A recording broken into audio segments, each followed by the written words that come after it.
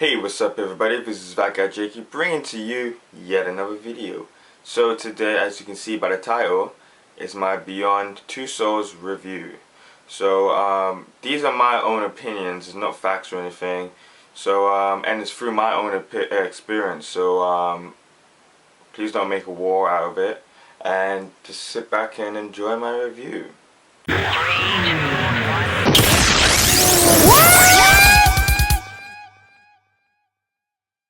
So, how I'm going to do my review is that I'm going to start with flaws and the goods. So starting with flaws, I'm going to talk about the character designs.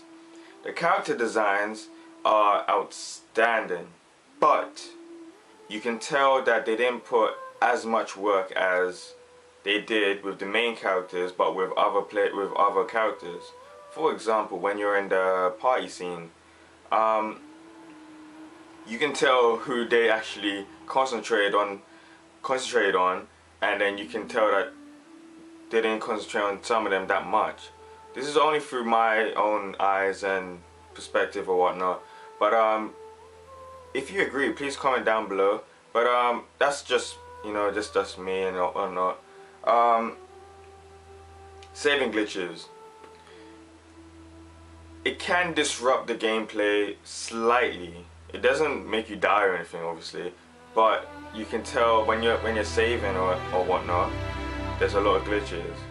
Like either the sound goes or the screen will switch, or not switch, twitch. But that's just a small flaw. That doesn't mean you wouldn't have to buy the game because of that. There could be a patch for that, but let's see. Button commands. When you're playing the game and you have choices, for example, when you're doing the choices, it's triangle, square, X, and circle. You press one of those to choose your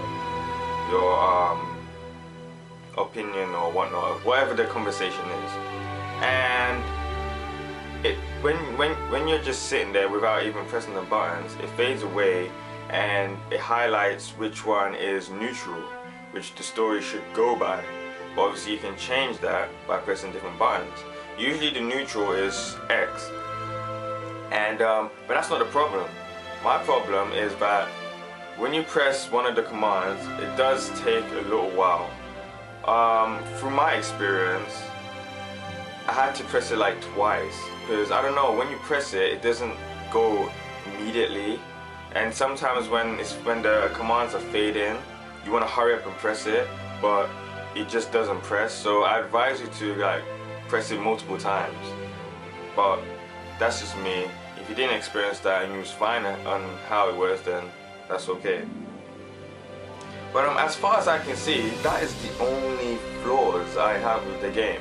It's just technical stuff which they can improve on by patches and stuff. I don't know if they're gonna do patches, but it could happen. But yeah, that's the only bad things I have about this game. Time for the good. Good, let's start with the cutscenes. The cutscenes are brilliant. These cutscenes, I really like them because they show you, when it comes to decision times, the camera moves so you can actually highlight on what you can do, like what's your selection. For example, this doesn't happen in the game, but let's say a building is burning down and you have a decision there's a cutscene where it shows like an escape door, or risking yourself through the fire, or jumping out through the window or something. The camera moves around so you can see all the possible things you can do, and I really like that because it saves time from you risking your damn life from dying and being stuck on that path for way too long. There's tiny little puzzles within the game, but it's nothing to stress about. But some people actually do think, what the hell am I supposed to do, because they don't have no common sense. But it's just that little small thing that can actually help the game a little bit, make you decide more precisely on what you want to do within the game. The motion capture is fantastic. Every character has their own personalities because everyone did their own character. Example, Ellen Page, she did Jodie. Ellen Page did Jodie, and Jodie's personality is just like Ellen Page's. I watched the special features of the game, and they said that they wanted the game to be raw. Raw meaning as it's just them. They're just playing their self, but with a different name, you know. And obviously they're going by a script, but their personalities and everything is just them. Same with William Dafoe. It's him, but he's just playing a different character with a different name and whatnot. Same with the character Ryan. I keep forgetting what the damn actor's name is called, but the character Ryan, he's just like him. I've seen him in some films, and it's just like him, and I think it's just fantastic, man. Same with other characters. I don't think the other characters are based upon different people, the same people, but they obviously the motion capture does capture for the actual character, if you get me. But it's brilliant, it's fantastic, and it's probably the best looking game I've seen so far on the current gen. Right, so the next good is the game is actually quite scary at times. I don't know if this is a spoiler for you, but please, if it is a spoiler for you, don't comment anything bad, because to me I don't think it's a spoiler. I mean, it's a sci-fi storyline, so I'm pretty much sure you can expect some frights. But this game, it is quite freaky at times, and it did make me jump at times as well. It's really weird, but it is really good, man. It's really good. The story is really intense. I'm not even gonna explain it because everything needs to be a surprise for those that hasn't played it or are playing it right now and you're watching this. The story is surprising in many ways, and when I completed the game, I was shocked. I was just sitting there, I was like,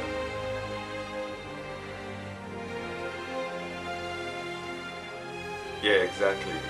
It's really good, man. The story is quite brilliant. To me, it comes second after Last of Us. I'm not even gonna lie. GTA, I'm not gonna say GTA, but GTA storyline is good, but it's nothing exactly wow or anything. That's usually not the case anyways for GTA games. The selections now, the selection within the game is really quite good. Even though like the first 3/4 of the game, the selections that you choose, I think it does not matter. I think. There's a damn fly, get away from it. Anyways, yeah. I think some of the selections in the first 3/4 of the game, they do not matter. It just drives the storyline in a different way. But then the last quarter is when it does matter, and you have to literally choose what you want to do. It does affect the outcome of the story, so be careful what you choose. But the selections, I am very satisfied. It's a really free game, and it's like Sims. If you've played Sims and you know what it is, it's kind of like that, and you know, you get to choose upon what's your personality, you know. If you want Jodie to get bullied, she'll get bullied. If you want her to be brutal, she can be brutal. If you want her to be like a sopsy, saddy person, then let her be that. They have enough options so that you can choose what you want her to be and what can happen. And I'm pretty much sure that's the same with Heavy Rain, but I've never played Heavy Rain, so allow me. And then lastly, the soundtrack is beautiful.